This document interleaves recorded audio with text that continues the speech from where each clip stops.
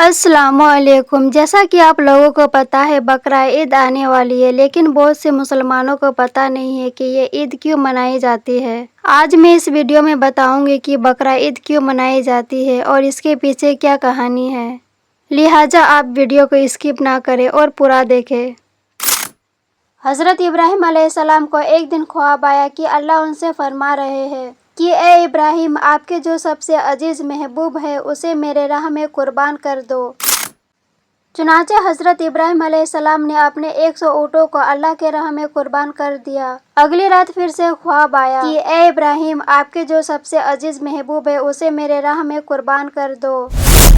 حضرت ابراہیم علیہ السلام نے اپنے 200 اونٹوں کو اللہ کے راہ میں قربان کر دیے۔ لیکن تیسری رات پھر سے وہی خواب آیا تو حضرت ابراہیم علیہ السلام سوچ میں پڑ گئے کہ میرے نزدیک سب سے عزیز اور محبوب کون ہے۔ پھر آپ کو خیال آیا کہ میرے نزدیک سب سے عزیز اور محبوب تو میرا بیٹا اسماعیل ہے۔ چنانچہ حضرت ابراہیم علیہ السلام اپنے بیٹے کو تیار کر کے مکہ شہر کی اور چل دیے۔ تبھی شیطان انسانی شکل میں حضرت حاجرہ رضی اللہ عنہا کے پاس پہنچا اور کہنے لگا کہ حضرت ابراہیم علیہ السلام آپ کے بیٹے کو اللہ کے راہ میں قربان کرنے کے لیے لے گئے۔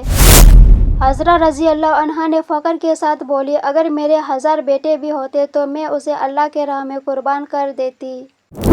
جب شیطان کا چال حاجرہ رضی اللہ عنہا پر نہ چلی تو وہ حضرت اسماعیل علیہ السلام کے پاس پہنچا اور کہنے لگا، تمہارے ابا جان تمہیں اللہ کے راہ میں قربان کرنے کے لیے لے جا رہا ہے۔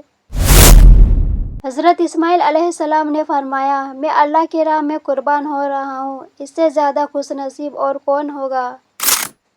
پھر شیطان حضرت ابراہیم علیہ السلام کے پاس پہنچا اور کہنے لگا، اے ابراہیم علیہ السلام، تم اپنے عزیز کو اللہ کے راہ میں قربان نہ کرو۔ اگر اللہ نے یہ قربانی بھی قبول نہیں کیا تو آپ کیا کرو گے؟ اتنی دعاؤں کے بعد 80 برس میں آپ کو ایک اولاد نصیب ہوئی۔ حضرت ابراہیم علیہ السلام کو شیطان کے اس بات سے غصہ آ گیا اور زمین سے کنکر اٹھا کر اسے مار بھگایا۔ کہا جاتا ہے کہ اسی وجہ سے حاجی حج کرتے سمے شیطان کو پتھر مارتے ہیں۔ حضرت اسماعیل علیہ السلام اللہ کے راہ میں قربان ہونے کے لیے تیار ہو گئے اور اپنے والد سے کہا، آپ میرے آنکھوں میں پٹی باندھ دیجیے اور اپنی آنکھوں میں بھی پٹی باندھ لیجیے، کہیں ایسا نہ ہو آپ کو مجھ پر رحم آ جائے اور آپ اپنے ارادے سے بھٹک جائیں۔ چنانچہ دونوں نے اپنی آنکھوں میں پٹی باندھ لیے۔ حضرت ابراہیم علیہ السلام تیز چھری کی پوری طاقت کے ساتھ اپنے لخت جگر کے گردن میں پھیرنے والا ہی تھا کہ خدائے بندی جوش میں آئی اور اللہ رب العزت کے حکم سے حضرت ابراہیم علیہ السلام نے جنت سے ایک میڈھا لے کر آئے اور حضرت اسماعیل علیہ السلام کے جگہ پر رکھ دیے۔ جب آپ صلی اللہ تعالیٰ علیہ وسلم نے پٹی کھولا تو حیرت زدہ رہ گئے۔